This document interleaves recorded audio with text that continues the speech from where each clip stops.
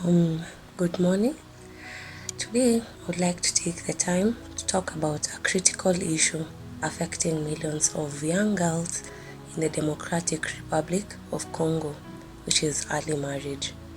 This is not just a cultural or social practice, it is a human rights issue that limits opportunities, damages health, and traps families in cycles of poverty. To understand how we can end early marriage, we must first understand why it happens and then examine its impacts. So, one of the main causes is poverty. In many communities, families struggle to meet basic needs such as food, education, and healthcare. As a result, marrying off a daughter is often seen as a way to reduce the financial burden on the household. In some cases, families may even receive a bride price, which becomes a source of income. And unfortunately, this turns young girls into economic solutions rather than individuals with rights and potential. Another key cause is the lack of access to education. When girls are not in school, they are more likely to be married early.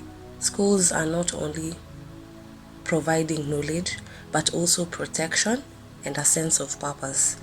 In areas where schools are far unsafe or unaffordable, parents may feel that marriage is the only viable option for their daughters. Cultural traditions and social norms also play a significant role. In some communities in the DRC, early marriage is seen as a way to preserve family honor or to ensure that a girl remains pure before marriage. There is often strong social pressure on families to follow these traditions, even when they may harm their girl's future. Additionally, conflict and instability contribute to early marriage. The DRC has experienced years of conflict, displacement, and insecurity.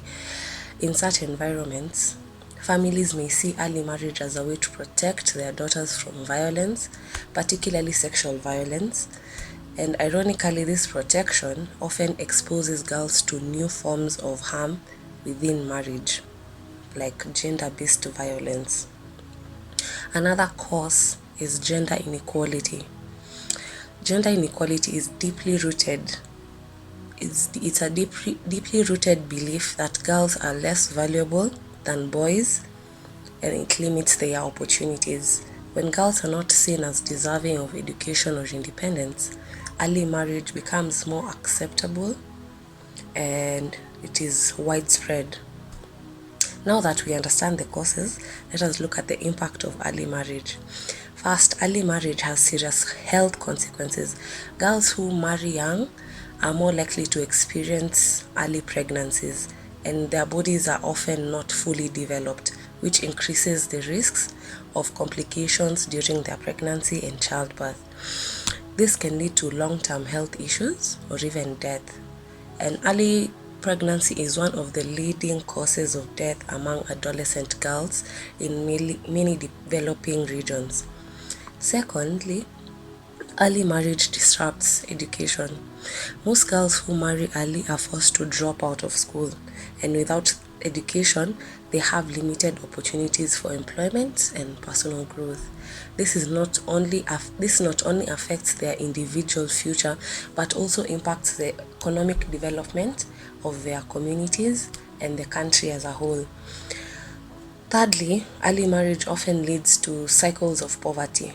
When girls lack education and economic opportunities, they become financially dependent on their spouses, and their children are also more likely to grow up in poverty and continuing the cycle across generations. Another major impact is the increased risk of domestic violence and abuse.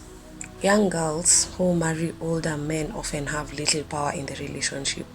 They may be unable to make decisions about their own lives, including their health, education, and finances. This imbalance increases their vulnerability to physical, emotional, and sexual abuse. Early marriage also has psychological effects. Girls who are forced into marriage at a young age often experience stress, anxiety, depression, and they lose their childhood, their freedom, and their ability to dream about their future. This emotional toll can last a lifetime. Early marriage also limits national development. While a large portion of the population, especially in young women, is unable to reach their full potential, the country loses valuable human capital.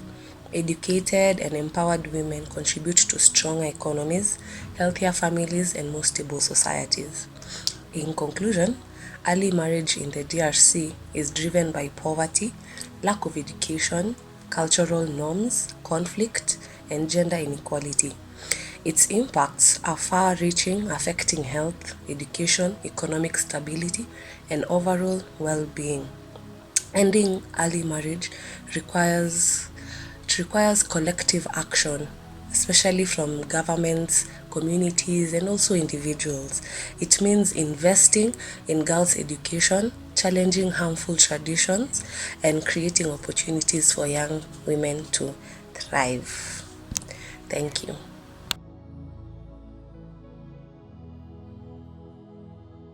AVRD Together for Girls' Leadership in the Democratic Republic of Congo. March 18, 2026. AVRD successfully hosted a powerful forum focused on ending early marriages and promoting girls' leadership through education in the Democratic Republic of Congo. The event brought together experts from across the world to share insights and solutions for empowering girls and women. Dr. Manuela Don Denmark spoke on empowering women globally and gender equality. Ms. Daniela Watongoka DR Congo shared her entrepreneurial journey and proposed solutions to support girls' independence. Ms. Ashley MOKAYA Nairobi emphasized the causes and consequences of early marriage.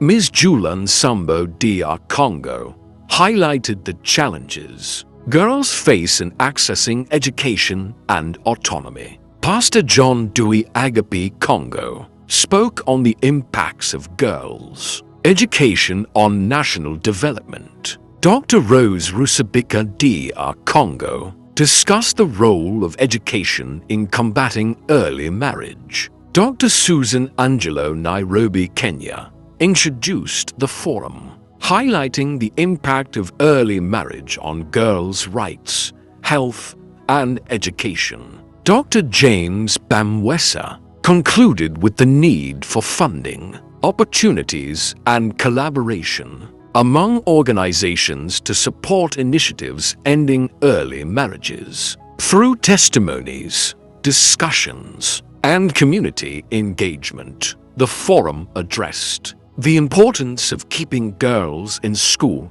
and promoting equal opportunities, cultural and social norms that affect girls' education, financial constraints, and the need for parental and community support. Strategies to empower girls, promote entrepreneurship, and prevent early marriage. We sincerely thank all the speakers, experts, and attendees for their contributions to making this event a success. Together, we can build a future where every girl has the opportunity to stay in school, develop her skills, and become a leader in her community and nation. For those who wish to support or join this initiative, please contact us at reconciliationpgl@gmail.com, arvard.org, 243997168 to 88.